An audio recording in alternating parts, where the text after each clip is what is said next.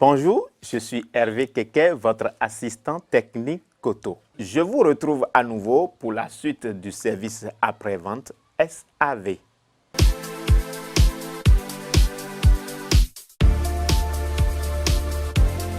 Votre bosse est éteinte. Dans ce cas, pas de production d'énergie. Tout devient inactif. Il suffit de débrancher tout ce qui est branché sur cette bosse.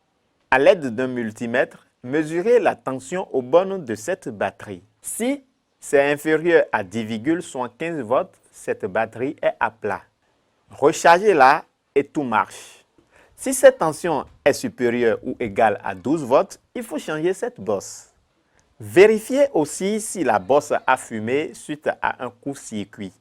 Identifiez la cause et réparez-la avant de changer une autre bosse. Chers amis, comment procéder? Étape 1. Notez le numéro de l'ancienne bosse ainsi que le numéro de la nouvelle bosse à installer. Étape 2. Éteindre puis débrancher tous les appareils de l'ancienne bosse. Étape 3. Débrancher le connecteur du panneau solaire. Étape 4. Débrancher la batterie 12 volts en commençant par la borne négative. Étape 5. Apposer une étiquette sur la bosse débranchée tout en notant le nom du client, le numéro de contrat et le problème constaté. Étape 6. Fixer la nouvelle bosse. Je veux rebrancher la bosse. Je commence d'abord par la borne positive et après je branche la borne négative.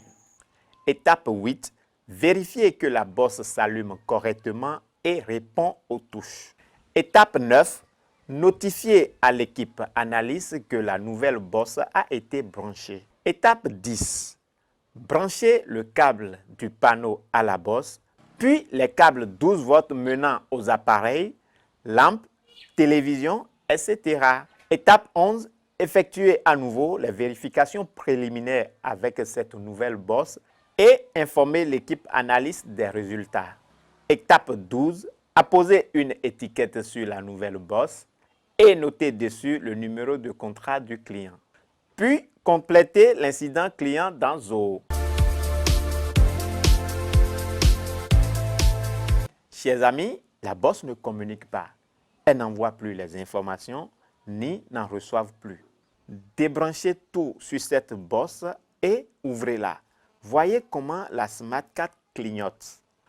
Comment redémarrer la bosse ou la Smart Card?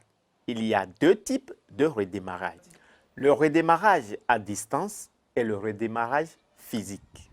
Le redémarrage à distance se fait depuis la plateforme grâce à l'ordinateur. Le redémarrage physique, quant à lui, a besoin de la présence d'un technicien sur le terrain. Pour redémarrer la Smart Card, à l'aide d'un tournevis, ouvrez la bosse. Utilisez la nappe et appuyez sur le bouton Reset ou carrément débranchez la bosse de la grosse batterie 12 volts. Débranchez la batterie lithium, attendez 15 secondes, puis rebranchez cette batterie lithium, puis la grosse batterie 12 volts. Troisième méthode, c'est d'utiliser la nappe. On relie ces 8 points à l'aide de la nappe et on appuie sur la touche Reset. Ou établissez le pont entre deux points bien précis sur la Smart Card. Donc, je vais créer un pont entre ces deux points. Le Reset et la masse. Et la lumière de la Smart Card commence par clignoter.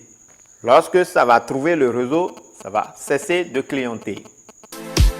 Et voici mes conseils. Il ne faut jamais laisser la bosse branchée sur la batterie 12 volts pour débrancher ou rebrancher la Smart Card. Dans tous les cas, lorsque la bosse ou la Smart Card se plante, après un redémarrage, il vaut mieux s'assurer que tout communique correctement avant de quitter chez le client. Sinon, vous risquez de revenir pour le même problème. Après votre intervention, demandez au client s'il est satisfait avant de quitter. Nous voici à la fin de notre tutoriel. Ce sont des notions qu'il ne faut pas négliger. À bientôt!